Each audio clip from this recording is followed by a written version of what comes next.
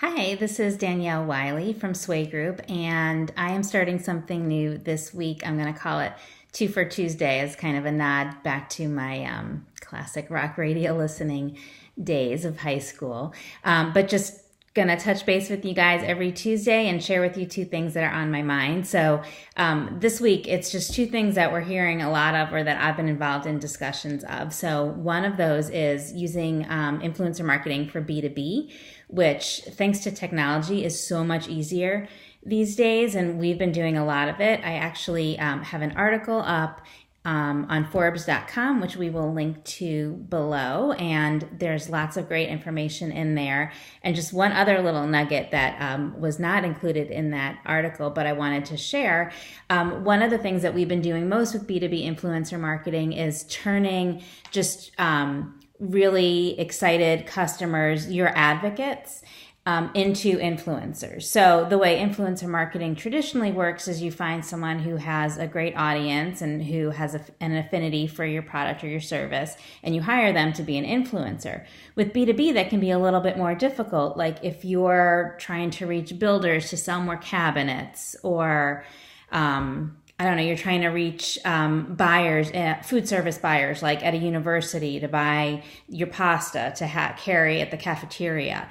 There aren't necessarily influencers who fit that, or if there are, they're few and far between. So what we have been doing is just finding those great customers who love you and who have a story to tell and turning them into influencers. So we work with them to create amazing content, whether it's photo, video, copy, or a combination of the three. And then we take that content, and through the use of boosting, we make sure we get it in front of the right eyeballs. And it's a really great way, and it's pretty cost effective to start incorporating influencer marketing into your B2B marketing mix.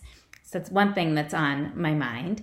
The other thing, last week, I was in New York at a conference in Brooklyn called the Youth Marketing Summit, and was talking all about Gen Z. And one of the things that I said that seemed to kind of resonate, I think, with at least one person who mentioned it on Twitter. One of the things was that with Gen Z, brands really do have a red carpet invitation to engage.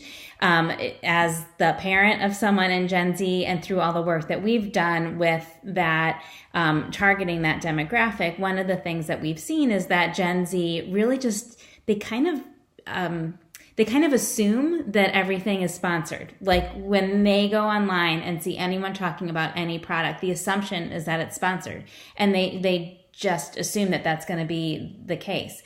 So from that perspective, I think brands really can just jump in and start getting involved in the dialogue and doing a lot more marketing to that group, and they're really open to it. So those are just two little things on my mind this week. I have a list of stuff I want to cover in the future, but if there's anything that you guys are interested in, always welcome suggestions, and hope everyone's having an awesome week.